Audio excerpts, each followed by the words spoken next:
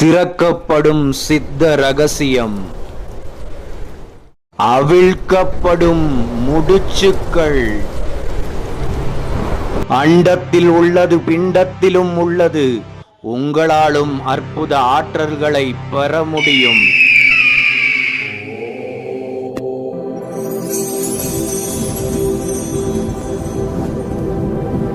Iskahan Media.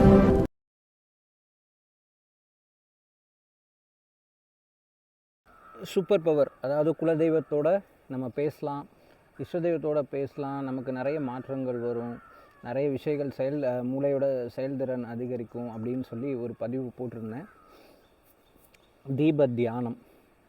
அப்போது அந்த தீப தியானம் நம்ம ஒரு 21 நாள்லேருந்து ஒரு 28 நாட்கள் 21 நாள்லேருந்து 48 நாட்கள் பண்ணும்போது நமக்கு நிறைய நல்ல மாற்றங்கள் வரும்.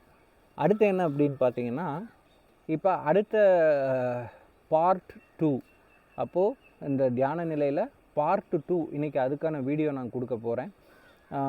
ஒவ்வொரு சாட்டர்டே மார்னிங் 11:30 to 12க்குள்ளே இந்த வீடியோ வரும். இந்த பார்ட் 2 பதிவை யாராவது முதல்ல பார்க்குறீங்கன்னா, இந்த வீடியோவோட டிஸ்கிரிப்ஷனில் பார்ட் 1 நான் கொடுத்துருக்கேன். ஸோ அதை பார்த்து நீங்கள் ஃபாலோ பண்ணிக்கோங்க. அடுத்து என்ன அப்படின்னு பார்த்தீங்கன்னா, நிறைய பேர் இப்போது போன சனிக்கிழமைக்குள்ளே இப்போது 2-3 நாளுக்குள்ளே நிறைய மெசேஜ் அனுப்பியிருந்தீங்க. ஸோ எனக்கு ஒரு சர்ப்பம் கனவுல வந்தது அப்படின்னு சொல்லி அது எனக்கு கனவுல வந்தது. அதுக்கப்புறம் நிறைய அனுப்பியிருந்தீங்க. என்ன வேணால், வாட் எவர் இட் இஸ், எது வேணால் வரட்டும், focus only concentrate focus on தீபத்தோட டிப், அந்த நுனிப்பகுதியை நீங்கள் ஃபோக்கஸ் பண்ண போகிறீங்க.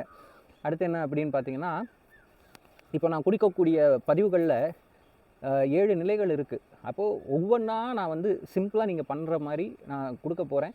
இதுக்கு ரொம்ப ஹார்ட் ஒர்க் பண்ணணும், ரொம்ப பிரயத்தனப்படணும் அப்படிலாம் கிடையாது. இந்த 7 நிலைகளை நீங்கள் ஒரு நார்மலாக கன்சிஸ்டன்சியாக கேப் விடாமல் ஒரே டைமாகவோ இல்லை எப்போ ப்ராப்பராக பண்ணுறீங்களோ அந்த ப்ராப்பராக நீங்கள் பண்ணும்போதே அதை 7 நிலையை நீங்கள் ஈஸியாக அடைஞ்சிடலாம்.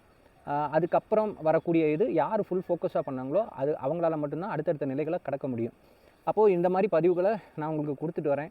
இது சிம்பிளாக உங்களுக்கு அடியன் இந்த வீடியோவில் கொடுக்குறேன். ஆக்சுவலி பார்த்திங்கன்னா, பெரிய பெரிய மெடிடேஷன், யோகா பெரிய லெவலில் நடத்தக்கூடிய ஆர்கனைசேஷன்லேயே நீங்கள் லட்சக்கணக்கில் பணம் கட்டி 10 நாள் 15 நாள் இருக்கும்போது தான் அங்கே அவங்க ஒரு சில வித்தைகளையே கற்றுக் கொடுப்பாங்க. அடுத்த 6 மாதம் கழித்து உங்களுக்கு சொல்லிக் கொடுப்பாங்க. நான் இப்போது ஏதோ எனக்கு இறைவன் ஒரு சில விஷயங்கள் எனக்கு உணர்த்துறதுனால நான் இப்போ இந்த பதிவுகளை கொடுக்குறேன். அதுவும் எனக்கு உத்தரவு கிடைக்கலன்னா அதுவும் நான் கொடுக்க போகிறதில்ல. எனக்கு யாம்பற்ற இன்பம் பெருக இவ்வையகம். இதில் முன்னேறி வரக்கூடிய எல்லாருமே உங்களுக்கு கிடைக்கக்கூடிய நல்ல விஷயங்களை ஒரு தர்மத்திற்காகவும் ஒரு நல்ல விஷயத்துக்காக மட்டும் பயன்படுத்துங்க. வாங்க பதிவுக்குள்ளே போகலாம். ஓம் ஹ்ரீ விஸ்வாமித்ர மகரிஷியே நமோ நமஹ. இது நீங்கள் பண்ணுற பிராணாயாமம் மாதிரி கிடையாது. அதுக்கும் பல பிராணாயாமம் இருக்குது. அது அடுத்தடுத்த நிலைகளில் கரெக்டாக வரும்போது நான் உங்களுக்கு கைட் பண்ணுறேன், சொல்லித்தரேன். எல்லாரும் உங்களுடைய குருமார்களுக்கும் குலதெய்வத்துக்கும் பிரபஞ்சத்துக்கும் நன்றி சொல்லுங்கள். அப்போ வித்தை கற்றுக் கொடுப்பவர்களோட ஆசீர்வாதம் இருந்தால் தான் அதில் நம்மளால் ஜொலிக்க முடியும். சரி, இந்த டாபிக் எப்பயும் போல் நான் ஒரு இன்ட்ரொடக்ஷன் கொடுப்பேன். நம்ம மெடிடேஷன் பண்ண போகிறோம், இல்லை ஏதாவது ஒன்று செய்ய போகிறோன்னா அதில் நமக்கு என்ன பெனிஃபிட் கிடைக்கும் அப்படிங்கிறத நம்ம தெரிஞ்சுக்கிட்டு புரிஞ்சுக்கிட்டு நம்ம பண்ணும்போது நமக்கு நிறைய நல்ல மாற்றங்கள் ஏற்படும். சரி, அதாவது பார்த்திங்கன்னா, ஒரு கொஞ்சம் வருடத்துக்கு முன்னாடி ஒரு அமெரிக்கன் நியூஸ் பேப்பரில் ஒரு ஆர்டிக்கல் வந்திருந்தது. அது என்னென்னு பார்த்திங்கன்னா, ஒரு குழந்தைக்கு கேன்சர். அந்த குழந்தைக்கு 7 வயசு. அப்போது கேன்சர் கட்டி முத்திடுச்சு. அதுக்கப்புறம் டாக்டர்கிட்ட காமிக்கிறாங்க. எனக்கு என்ன ஆச்சு அப்படின்னு கேட்டப்போ, குழந்தை இன்னும் 3 மாதம் மட்டும்தான் உயிரோடு இருக்கும் அப்படின்னு டாக்டர் சொல்லிட்டாங்க. அப்போது இவங்க அம்மாவுக்கு தாங்க முடியல, எதுவும் ரொம்ப அப்பா அம்மாவுக்கு மன வேதனையாக இருக்குது, உங்கள் வீட்டுக்கு கூட்டிகிட்டு போயிடுங்க அப்படின்னு டாக்டர் சொல்லிட்டாங்க. அப்போது இவங்க வீட்டுக்கு கூட்டிகிட்டு வந்துட்டாங்க. அந்த குழந்தை கேட்குது, ஏமா அலற, டாக்டர் என்ன சொன்னாங்க அப்படின்னு சொல்லி கேட்டிருக்காங்க. கேட்டவுடனே இந்த அம்மா சொல்லியிருக்கு, உன் உடம்புல கேன்சர் கட்டி வந்துடுச்சு அப்படின்னு சொன்னால் குழந்தைக்கு புரியாது, தெரியாது. நம்ம எப்படி சொல்கிறதுன்னு கேட்டப்போ, அந்த ஊரில் அடிக்கடி இந்த டெரரிசம், துப்பாக்கியில் சுடுறது இதெல்லாம் நடக்கும் இல்லையா? அப்போது உன் உடம்புக்குள்ளே ஒரு டெரரிஸ்ட் வந்துட்டான், அவன் நல்ல பவர்ஃபுல்லாக இருக்கான், உன்னை உன்னை வந்து துப்பாக்கியால் சுட்டு உன்னை அழிக்க போகிறான் அப்படின்னு டாக்டர் சொல்கிறாரு. அதுதான் எனக்கு தெரில, சங்கடமாக இருக்குது, டெரரிஸ்ட் வந்துட்டானு. சே, என்னம்மா நீ இதுக்கா நீ இது பண்ணுற, அதெல்லாம் ஒரு விஷயமே இல்லை, நான் பார்த்துக்கிறேன் அப்படின்னு அந்த குழந்தை சொல்லியிருக்கு. அதுக்கப்புறம் பார்த்திங்கன்னா 1 மாதம் ஆச்சு. ஆனால் அந்த குழந்தைக்கு 1 மாதம் முடிஞ்சதுக்கப்புறம் பார்த்தா அந்த குழந்தைக்கு ஒன்றுமே ஆகலை. சரி, அப்புறம் 2 மாதம் ஆச்சு. பார்த்தா குழந்தை இன்னும் ஆக்டிவாக இருக்குது, பிரிஸ்காக இருக்குது. 3 மாதம் ஆச்சு. பார்த்தா அந்த குழந்தை ஒரு எவ்வளோ ஆரோக்கியமாக இருக்கணுமோ அவ்வளோ ஆரோக்கியமாக இருக்குது. இம்யூனிட்டி லெவல்லாம் வேறு லெவலில் இருக்குது, நோய் எதிர்ப்பு சக்தியெல்லாம். அப்புறம் என்னடான்னு தெரியலையே, 3 மாதம் முடிஞ்சு குழந்தைக்கு எதுவும் ஆகலையே, டாக்டர்கிட்ட கூட்டிகிட்டு போகலான்னு சொல்லி பழையபடி ஸ்கேன் எடுத்து பார்க்குறாங்க. அப்போது ஸ்கேன் எடுத்து பார்க்குறப்போ அந்த கேன்சர் கட்டி அது உடம்புல இல்லை. அப்போது டாக்டருக்கு ஒரே ஆச்சரியம், என்னடா இது நம்ம உடனே பழைய ஸ்கேன்லாம் எடுத்து புரட்டி பார்க்குறாரு. ஆனால் அதில் முன்னாடி இருந்தது உண்மை, இப்போ வந்த ஸ்கேன் ரிப்போர்ட்டில் இல்லைன்னு வர்றதும் உண்மை. அப்போது சரி, அந்த குழந்தைகிட்ட என்னன்னு கேட்போன்னு அவங்க அப்பா அம்மாவையும் உட்கார வச்சுட்டு டாக்டர் கேட்குறாரு, ஆமாம் உங்கள் அம்மா உங்ககிட்ட என்ன சொன்னாங்க, எனக்குள்ளே டெரரிஸ்ட்டு என் உடம்புக்குள்ளே வந்துட்டான், அப்போது அவன் என்னை அழிக்க போகிறான்னு சொன்னப்போ நான் நினச்சேன், என் உடம்புக்குள்ளே வந்து என்னை எப்படிடா நீ அழிப்ப அப்படின்னு சொல்லிட்டு எனக்கு லைட்டிங் கன்று எங்கள் வீட்டில் வாங்கி கொடுத்துருக்காங்க, நான் அதை வச்சு தான் விளாடுவேன். நான் சாப்பிட்றது போக அவனை எப்படியாவது என் உடம்புலேருந்து விரட்டணும்னு நினச்சி டெய்லி அந்த துப்பாக்கியை வச்சு என்னை நானே சுட்டுக்கிட்டேன். போடா போடா போடான்னு அவன் காலு கழுத்து எல்லா இடத்துலையும் சுட்டு சுட்டு சுட்டு சுட்டு கடைசியில் ஒரு நாள் பார்த்தா என்னோட மூச்சு காற்று வழியாக ஏதோ பெருசாக போன மாதிரி ஒரு ஃபீல் ஆச்சு. அதுக்கப்புறம் பார்த்தா அந்த டெரரிஸ்ட்டு போயிட்டான்னு நான் நினச்சேன், இருந்தாலும் திரும்ப வருவானோ அப்படின்னு எனக்கு தெரியல, அதனால நான் அம்மா கிட்ட சொல்லலைன்னு. அப்போது இது எப்படி நடந்தது அப்படின்னு, ஏன்னா இப்போ அந்த தியானம் நான் சொல்ல போகிற அதோட அந்த மெடிடேஷன் அதோட மேட்ச் ஆக போகுது. அப்போ இது எப்படி நடந்தது அப்படின்னு பார்த்தீங்கன்னா, அந்த நம்ம சித்தர்களோட தியானம் வந்து இப்போ குண்டலினி சக்கரத்தை இயக்கிறதா இருக்கட்டும், சகசரார சக்கரத்தை இயக்கிறதா இருக்கட்டும், எந்த விஷயமா இருந்தாலும் நம்மளுடைய எண்ணங்கள் மூலமாக தான் அதை நம்ம செயல்படுத்துவோம். அந்த எண்ணங்கள் வலிமை அடையும் போது உடலில் நமக்கு நடக்கக்கூடிய மாற்றங்களை நம்மளால் உணர முடியும். அப்போது ஆழ்மனதில் பதியக்கூடிய நம்பிக்கை, அதை உண்மையாக நம்புறது, அதை செயல்படுத்துறது அப்படின்னு நம்ம பண்ணுறப்போ ஈஸியாக எல்லாமே நடந்துடும். ஆனால் எல்லாராலையும் அப்படி பண்ண முடியுமா அப்படின்னு கேட்டால் முடியாது. யார் வந்து ப்ராக்டிஸ் அதிகமாக பண்ணுறாங்களோ அவங்களால மட்டும்தான் அதை பண்ண முடியும். சரி, இப்போ நம்ம என்ன பயிற்சி பார்க்க போகிறோம் அப்படின்னா, இப்போ அதுக்கு நான் சொல்லிக் கொடுக்க போகிற பயிற்சிக்கு பல பேர்கள் இருக்குது. அப்போது ரிண நிவர்த்தி பிராண பயிற்சி அப்படின்னு நான் சொல்கிறேன். அதாவது வியாதியை சரியாக்கும் பயிற்சி. இப்போது நம்ம ஒரு கார் வாங்குகிறோம், ஒரு ஃபேமிலியை ஏற்றிக்கிட்டு நம்ம இங்கேருந்து ஒரு டெல்லி போகிறோம், இல்லை கேரளாலேருந்து சென்னை போகிறோம், இல்லை ஆந்திராவிலேருந்து எங்கேயாவது போகிறோன்னா அந்த கார் இன்ஜின் நல்லா இருக்கணும், 4 டயர் நல்லா இருக்கணும், உள்ளே இருக்கிற மெக்கானிசம் நல்லா இருக்கணும். அதுக்கப்புறம் நம்ம பெட்ரோல் போடும்போது அப்போ தான் ரிப்பேர் ஆகாமல் அது போகும். இப்போது நம்ம பயணத்தை தொடங்கிட்டோம், மெடிடேஷனுங்கிற பயணத்தை தொடங்கிட்டோம். அப்போ உடலில் நமக்கு எங்கேயாவது அடிக்கடி வலி ஏற்படுறது, இல்லை எந்தாவது பிரச்சனைகள் இருக்குது அப்படின்னா முதல்ல அந்த காரை ஒர்க் ஷாப்பில் விட்டு எல்லாத்தையும் சரி பண்ணிவிட்டு நம்ம பயணப்பட ஆரம்பித்தா தான் நம்ம ட்ராவல் நல்லா அமையும்.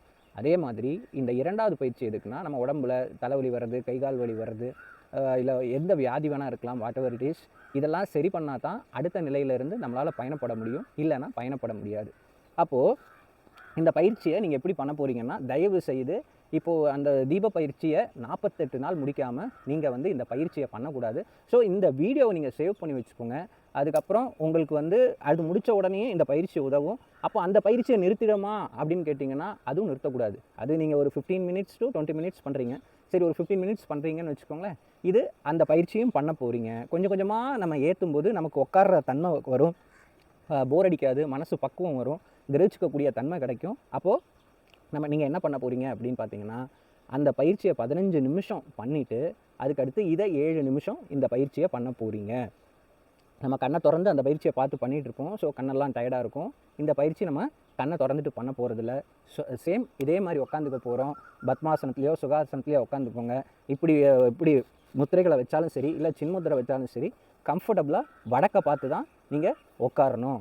அப்போ அப்படி உட்காந்துட்டு என்ன பண்ண போகிறீங்கன்னா, முதல்ல இப்போ எப்படின்னா, உங்களுக்கு வந்து இப்படி சப்பளம் போட்டு நீங்கள் இப்படி உட்காந்துக்கிறீங்க.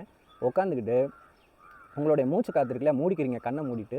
ஃபஸ்ட்டு வந்து பார்த்தீங்கன்னா உங்களுடைய கால் கட்டவரல், இது வந்து சில பேர் எப்படி சொல்லுவாங்கன்னா 2 கால் கட்டவரல்லேருந்து நீங்கள் ஸ்டார்ட் பண்ணுங்கன்னு சொல்லுவாங்க. அப்படி தேவையில்லை. நம்ம இப்படி ஃபோக்கஸ் பண்ணும்போது, இப்போ நம்ம பத்மாசனத்துலேயோ சுகாசனத்துலேயோ இருக்கும்போது நம்ம ஒரு கால்லேருந்து ஸ்டார்ட் பண்ணி இன்னொரு காலுக்கு ஸ்டார்ட் பண்ணி அப்படியே போகலாம். கண்ணை மூடிட்டு என்ன பண்ண போகிறீங்க, உங்களுடைய இப்போ நான் சொல்கிற விஷயம் இந்த 48 நாள் முடிக்கும்போது தான் உங்களுக்கு பக்காவாக வரும். இல்லைனா உங்களுக்கு கான்சன்ட்ரேஷன் போகும். அப்போது நீங்கள் என்ன பண்ணணும் அப்படின்னு பார்த்தீங்கன்னா, இப்படி கண்ணை மூடிட்டு இப்படி உட்காந்துட்டு நீங்கள் என்ன பண்ணுறீங்க, முதல்ல உங்கள் கால் கட்டவரலில் மூச்சு காற்றை கால் கட்டவரல்லேருந்து வெளியில் வருது, கால் கட்டவரலில் திரும்ப உள்ளே போகுது.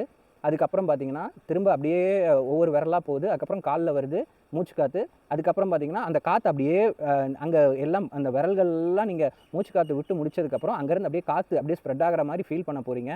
ஃபீல் பண்ணி நேராக முட்டிக்கு வருது. அங்கே திரும்ப மூச்சு காற்று அங்கேருந்து வெளியில் வருது, அங்கேருந்து போகுது. அதுக்கப்புறம் தொடைக்கு வரீங்க. அப்புறம் உங்களுடைய இனப்பெருக்க உறுப்பு.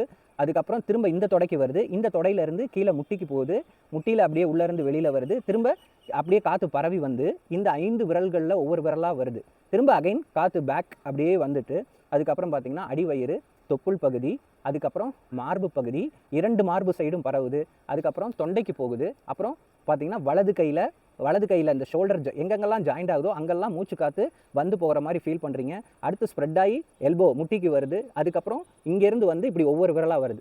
அகைன் இங்கேருந்து காற்று திரும்ப மேலே போயிட்டு தொண்டைக்கு வந்துட்டு அகைன் இந்த இடத்துல இருந்து அப்படியே வந்து திரும்ப இந்த ஒவ்வொரு ஜாயிண்டாக வந்துட்டு வந்து நிற்குது. அதுக்கப்புறம் பார்த்திங்கன்னா தொண்டையில் மூச்சு விட்டு எடுத்துகிட்டு அதுக்கப்புறம் உங்களோட வாய்க்கு வருது, மூக்குக்கு வருது, கண்ணுக்கு வருது, கடைசியில் இந்த உச்சந்தலைக்கு வருது. இதை பார்த்து ஃபோக்கஸ் பண்ணுறீங்க. ஓகேவா? அதுக்கப்புறம் என்னென்னா இது வந்து எனக்கு உடம்புல எந்த பிரச்சனையுமே இல்லைங்கிறவங்க இதை பண்ணுங்கள். இப்படி இல்லை எனக்கு வந்து உடம்புல எனக்கு சில இடங்கள் சில பேருக்கு வயிற்றுல புண்ணு இருக்கலாம், எந்த நோயாக வேணா இருக்கலாம். அது எந்த இடத்துல உங்களுக்கு வலி இருக்கோ வேதனை இருக்கோ அந்த இடத்துல நீங்கள் வந்து இந்த இதை முடிச்சுட்டு அதுக்கப்புறம் என்ன பண்ணுறீங்க, அந்த இடத்த அடுத்து ஒரு வலி இருக்கிறவங்க இஷ்யூஸ் இருக்கிறவங்க அடுத்து எக்ஸ்ட்ரா ஒரு 3 to 5 minutes பண்ண போகிறீங்க. அந்த இடத்துல நீங்கள் உங்கள் மூச்சு காற்றை மனசில் நினைக்கிறீங்க, என் வலி என்னுள் இருந்து மறைந்து விட்டது, இல்லை என்னுடைய நோய் இல்லைன்னா என்னோட நோய் சரியாகி விட்டதுன்னு மனசில் நினச்சிட்டு எந்த இடத்துல வலிக்குதோ அந்த இடத்துல மூச்சு காற்று இப்படி தான் விடுறீங்க. ஆனால் அந்த காற்று அங்கேருந்து வந்து திரும்ப அந்த இடத்துக்குள்ளேயே போகிற மாதிரி நீங்கள் ஃபீல் பண்ணப்போ தான் போகிறீங்க. ஸோ இப்படி பண்ணும்போது உங்கள் உடலில் இருக்கக்கூடிய சக்கரங்கள்லாம் சீராக இயங்க ஆரம்பிக்கும். உங்கள் உடம்பில் இருக்கக்கூடிய வியாதிகளெல்லாம் மறைய ஆரம்பிக்கும். அடுத்தடுத்த நிலைகளை போகிறதுக்கு உங்களுக்கு நல்ல தெம்பு கிடைக்கும், நல்ல எனர்ஜி கிடைக்கும். அப்போது இந்த தியான முறையை நீங்கள் பண்ண போகிறீங்க. இது நம்ம ஃபஸ்ட் எடுத்தோடனே இது பண்ணணும்னு நினச்சா கான்சன்ட்ரேஷனே வராது. அப்போ தீப பயிற்சி நீங்கள் பண்ணும்போது அதில் நிறைய பெனிஃபிட்ஸ் உங்களுக்கு கிடைக்கும். அது 48 நாள் நீங்கள் முடிக்கும்போது நீங்கள் ஒரு எதுனாலும் அது ஃபோக்கஸாக பண்ணக்கூடிய அளவுக்கு நீங்கள் தேர்ந்தவர்களாக மாறிடுவீங்க. அதுக்கப்புறம் இந்த பயிற்சியை பண்ண போகிறீங்க. ஸோ கண்டிப்பாக இந்த பயிற்சியும் உங்களுக்கு ரொம்ப யூஸ்ஃபுல்லாக இருக்கும் அப்படின்னு நான் நம்புகிறேன். அடுத்து என்ன அப்படின்னு பார்த்தீங்கன்னா, அடுத்து இந்த சித்தர் பயிற்சி அடுத்த வீடியோ எப்போ வரும் அப்படின்னா, அடுத்த சனிக்கிழமை காலையில் 11:30 மணிலேருந்து 12 மணிக்குள்ளே உங்களுக்கு வரும். தொடர்ந்து நம்பிக்கையோடு பண்ணுங்கள். No pain no gain. கன்சிஸ்டன்சியாக முழு நம்பிக்கையோடு யார் பண்ணுறாங்களோ 1000 பேர் பண்ணாங்கன்னா அதில் 100 பேர் மட்டும்தான் தேர்ந்தெடுத்து வருவாங்க. அதனால் என்னோடய ஆசை நீங்கள் 1000 பேர் பண்ணிங்கன்னா 1000 பேரும் வரணும்னு. நீங்கள் எல்லாரும் நல்லா பண்ணுறதுக்கு அகத்திய மகரிஷியையும் விஸ்வாமித்திர மகரிஷியையும் நான் பரிபூர்ணமாக வேண்டிக்கிறேன். நீங்களும் நல்லபடியாக இதை தெரிஞ்சுக்கிட்டு உடல் ஆரோக்கியத்தோடு வாழறதுக்காக அடியேன் பிரார்த்தனை பண்ணுறேன். மீண்டும் ஒரு நல்ல பதிவில் சந்திக்கலாம்.